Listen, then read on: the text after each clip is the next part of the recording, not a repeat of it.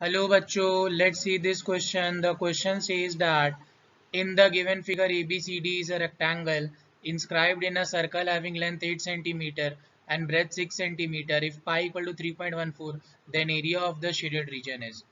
So बच्चों इस question में जो की कॉन्सेप्ट इन्वॉल्व है वो है number 1 area of rectangle. So इसका फॉर्मूला होता है बच्चों length into breadth and second area of circle.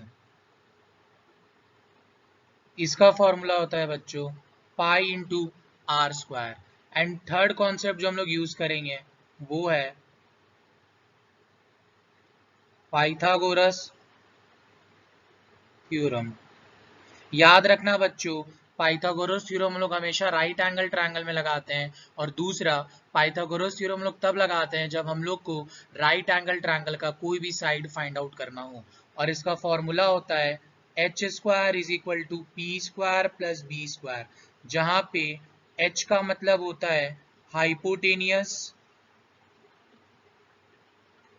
P का मतलब होता है perpendicular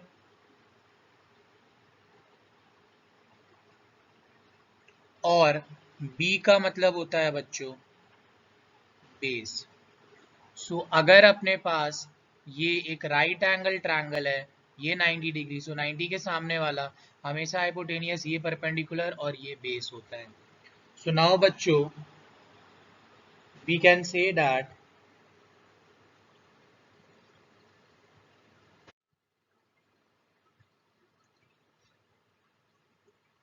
given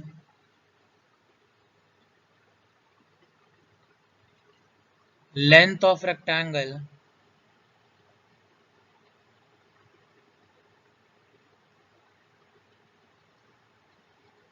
is equal to 8 centimeter, breadth of rectangle is equal to 6 centimeter, then we can write area of rectangle is equal to L into B is equal to 8 into 6 is equal to 48 centimeter square. And now बच्चों यहाँ पे मैं फिर से आपके लिए diagram बना देता हूँ कि अपने पास एक सर्कल था और अपने पास एक रेक्टेंगल है जिसका नाम है ए बी सी डी. ये अगर 6 है तो ये भी 6 होगा, ये 8 है तो ये भी 8 होगा क्योंकि opposite sides of rectangle are equal. ये सेंटर है. सो मैंने क्या किया बच्चों कि AC को ज्वाइन कर दिया. सो हम लोग लिख सकते हैं कि ज्वाइन AC. देन बच्चों यहाँ पे मेरे को पता है कि रेक्टेंगल में हर एक एंगल कितना होता है 90 degree. So we can write that since angle B equal to 90 degree, so we can write in right angle triangle ABC by Pythagoras theorem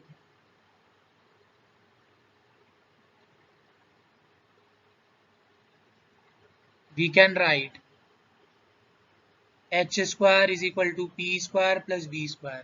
अब बच्चों अगर ये 90 है सो 90 के सामने वाला ये हाइपोटेनियस हो गया, ये परपेंडिकुलर हो गया और ये बेस हो गया. सो हम लोग बोल सकते हैं H square is equal to P square plus B square.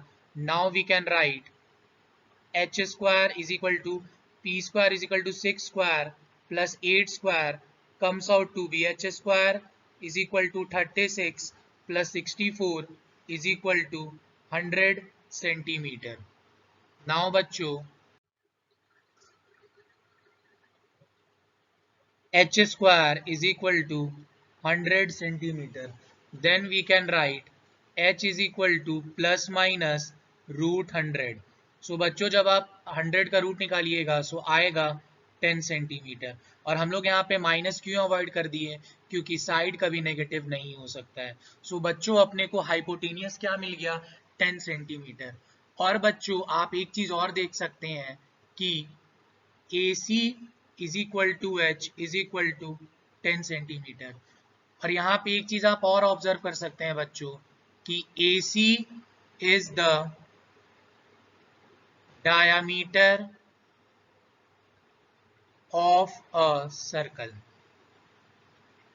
और आपको पता होगा बच्चों डायमीटर क्या होता है, एक ऐसा कॉर्ड जो सेंटर से पास हो और सर्कल को दो एंड पे टच करे। सो आप देख सकते हैं कि AC अपना एक डायमीटर है। So we can write AC is equal to H is equal to 10 is equal to D. So finally we can write D is equal to 10 centimeter. D का मतलब diameter. So we can write 2R is equal to 10. Then R is equal to 10 by 2 comes out to be 5 centimeter. So बच्चों अपने पास radius आया 5 centimetre. So now we can write बच्चों कि let the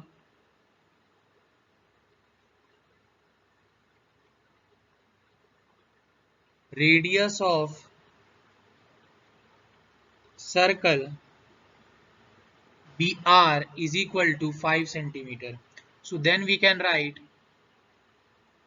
area of circle is equal to pi r square, that is 3.14 into 5 का square, that is 3.14. 5 into 5 comes out to be 25.